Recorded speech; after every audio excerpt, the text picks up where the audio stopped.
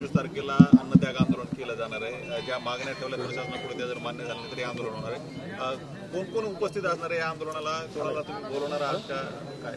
नाही, सध्या तर जे गावकरी आहेत आणि जे गावकरी भूमिका घेत आहेत, तुम्ही बघितलं आता की मी थोडं हॉस्पिटलला होतो, तोपर्यंत गावकरी आणि तुम्ही संवाद साधत होतात। गावकऱ्यांच्या जे काय भूमिका आहेत त्याच्या पुढं मी कधी जाणार नाही। जे गावकरी विचारपूर्वक जे आंदोलनाची दिशा असेल, तपासाचा आढावा असेल, या संदर्भात बोलतात। मी फक्त त्यांना ज्या काही गोष्टी म्हणजे मला ज्या काही गोपनीय माहिती म्हणजे ज्या काही मला गोष्टी माहीत होत्या, जे त्यांना माहीत नव्हत्या, मी त्यांना सांगायचा प्रयत्न केला। कारण का तपास यंत्रणा चालू आहे, काही कामं एकदम चांगल्या पद्धतीने चालू आहेत, ते पण मला त्यांना प्रामुख्याने सांगणं गरजेचं आहे।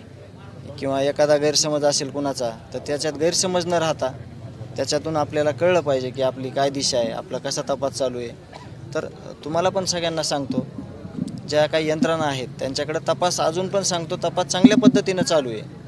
आपलं अडकलंय कुठं? गावाचं आणि कुटुंबियाचं।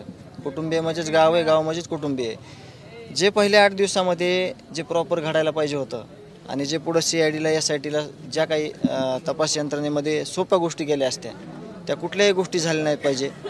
अशा सगळ्या गोष्टी मी प्रामुख्यानं सगळ्या पॉईंट नोट करून घेतलेले आहेत। ते मुद्दे तुम्हाला उद्या ज्यावेळेस सुप्रियाताई येतील, येऊन इथं सांत्वनपर भेट घेऊन जातील, त्याच्यानंतर मी तुम्हाला प्रसारमाध्यमांना देतो। एकदम धक्कादायक आहेत त्या। कारण असं झालं तर ही जी आलेली परिस्थिती आहे ती कधीच बदलणार नाही। कारण का मधी आता कालपासून थोडं वाईट वाटायले की काही राजकीय लोकांचे नाव गावकऱ्यांच्या हाततोंडात यायलेत, मला पण वाटायलेत। पण आमचा उद्देश राजकीय कुठलाच नाही, आम्हाला फक्त न्याय पाहिजे। पण ज्या काही गोष्टी आता 2 दिवसात तुम्ही बघितल्या, त्यावर मला एका मिनिटात मी तुम्हाला सांगतो की त्या लोकांनी हे सगळं कसं माजवलेलं आहे खाली ग्राउंड। थोडं जरी लक्ष दिलं असतं तर ह्या गोष्टी घडल्या नसत्या। जर फरार 2-2 वर्षापासूनचे आरोपी जर पोलिसांच्या पाठीमागं बसून चहा पाण्याला जाते, एखाद्या ऑफिसमध्ये बसते, तर तुम्ही सांगा ना, तुम्ही चौथा स्तंभ आहेत, तर तुम्ही सांगा हे कसं सुधारणार आहे, परिस्थिती पुढं कशी चांगली येणार आहे। म्हणजे आणि अशा असंख्य गोष्टी आहेत। आज हे गावाचा एकोपा आहे, एक प्रतिष्ठित नागरिक म्हणून गावचा प्रमुख आहे, म्हणून हा सगळ्या गावांनी समाजाने सगळ्यांनी लढा उभा केला। आदरणीय मनोजदादा आले, तिथं बसले, FIR करून घेतला, म्हणून आपण कुठं आज 70 दिवस झाले तरी ह्या भूमिकेत आहेत। नाही तर परिस्थिती अशी आहे, सगळे खोटे गुन्हे आहेत।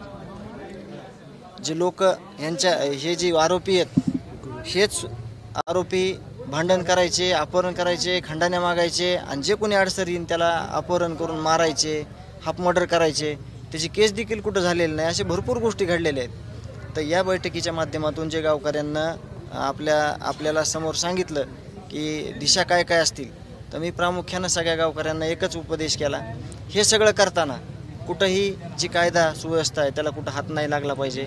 त्यांना आपण सहकार्य केलं पाहिजे आणि ह्याच्यातनं चुकीचा मेसेज कुठला गेला नाही पाहिजे। आणि आपला जो फोकस आहे तो न्याय हा कुठंही हटला नाही पाहिजे। आरोपीला फाशी झाली पाहिजे आणि आरोपीला फाशी झाल्याशिवाय आज गावकऱ्यांनी सांगितलं की कुणीही थोडंही मागं सरकणार नाही आणि ती भूमिका आमची कायम राहणार आहे। थँक्यू। ओके, चला पाटील।